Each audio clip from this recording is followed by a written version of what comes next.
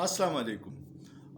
پاکستان کې یو بل بدقسمتۍ ډېر زیات شوی دی چې موږ په خپل سیاسي اختلافاتو کې دومره ډوب شوي یو چې د مخالف پارټۍ کو چېرې ډېر ښه لیډري عظیم لیډري نو د هغه د هغې کارنامو نه ځان خبرو او نه تعریف کو. داسې یو لیډر چې د چا نومو خان عبدالغفار خان باچا خان چې کوم د عدم تشدد پیروکارو او زه اکثر خلکو ته ویم تاسو سوچ وکړئ چې نن سبا په اتمانځو کې څه سهولت نشته نو چې د نن نه 120-130 سال مخکې دغه علاقه کې خو به هیڅ هم نه او د هغې ځای نه باچا خان راوځي او د پوره برِ صغیر سیاست کوي چې د ګاندي نهرو سردار پټیل قائد اعظم د دوی د مقابلې سیاست کوي. نو دا ډېر جینیس خلکو چې په خپل مټو په طاقت باندې هغه دغه ځای ته رسېدلی.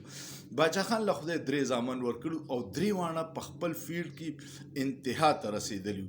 یو غني خان په شاعرۍ کې، فلسفه کې، په مجسمازۍ کې باکمال انسانو.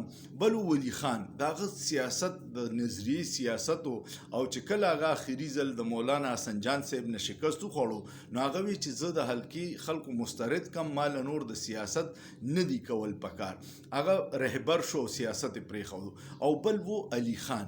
علي خان یو داسې شخصیت و چې هغه تعلیم په میدان کې ډېر عظیمې کارنامې وي. د HSN کالج پرنسپل پاتې شوی د لاهور، د پېښور یونیورسټۍ وایس چانسلر او بیا اخیره کې د فضل حق کالج چې هغه یو انتها ته رسولی.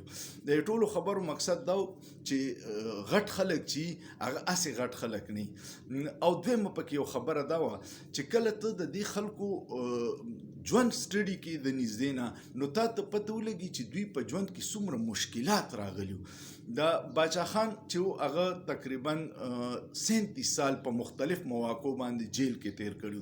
موږ د افریقې د نیلسن منډیلا ذکر کوو خو د باچا خان ذکر په دې نه کوو چې اکثر د خلکو هغه سیاسي مخالفي نو دا د هغوی د شخصیت سره زیاتې دي. د نن درته صرف د غني خان یو 2 واقعې ویم او یو مشوره دله در کوم. 2 واقعې دا دي چې غني خان چې و نو یو ډېر عظیم شاعر و او زه اکثر به ما دوستانو ته وی کو چېرې د روس او د امریکې دا ټسل نه وي ځکه چې د دوی همدردیانې یا نظریه د روس سره نږدې وه نو ده ته به ډېر مخکې نوبل پرایز میلاو شوی و د شاعرۍ په وجه. دی ډېر اعلی مجسمه ساز او د باندې اکثر د نیشنلیانو باندې دا الزامي چې دا سره کافر دي خو دا ډېر ښه مسلمانان دي. غني خان کیسه چې واورې هغې دپاره ضروري ده چې په دې یوټیوب باندې یو 4-5 د انټرویوګانې دي او هغه کړي دي زما یو ډېر ښه استاد په مردان کالج کې د اردو همایون هما صاحب. هغه ډرامې هم ډېر د PTV دپاره لیکلي دي، شاعر هم ښه او ښه مصنف دی. هغه یو څو انټرویوګانې د غني خان کړي دي په یوټیوب پرتی دي. لازماً وګورئ. تاسو ته به اندازه وشي چې باچا خان به په جیل کې او د دوی سبقونه دومره ډسټرب او د دینی تعلیم ټول په اتمانځو کې کړو. د عربی ډېر بهترین ماهر و. ګلستان، بوستان، دا ټول د حدیث کتابونه، مشکات شریف، دا ټول د زبانی یاد کړي.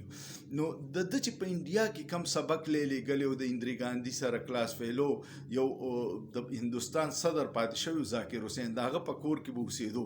د هغې وخت کیسې چې دوی کوي ړه به دې ورسره دړ کوي چې یاره موږ ته خو دا ډېر غټ ښکلی ښکاري خو د دوی ژوند خو ډېر تباه تېر شوی، ډېر د مشکلاتو نه ډک. دا به درته چېرته تفصیلي ویمه چې د هغه د ژوند څو نن یې درته 2 واقعې ویم خو دا مې درته وي چې تاسو د هغه د ژوند نه ځان خبروئ چې څومره جدوجهد او قابل خلکو. نو په یوټیوب د همایون هما انټرویو د غني خان سره دا سرچ کې او لازماً یې وګورئ. بیا به زما په ویډیو کمنټ کوئ چې چا وکتل. غني خان له د هغه سره د مولا باره کې د هغه یو خاص کانسپټ او نور ډېر دیندار انسان و. یو پیروله یو سړی راغی د کلي یو امام صاحب راغی او ورته ووی چې یاره جی دومره شپې مې عبادت کړی دی، دومره مې نفلونه وکړه او دومره مې وظیفې وکړې او تاله مې یو تعویض جوړ کړی دی او چې دا تا په لاس لګولي نو تا باندې به د هیڅ شي اثر نه کوي. غني خان ورته وی خو دا تا زما دپاره کړی وی او اوس در سره دی په جیب کې وی او جی ما سره دی.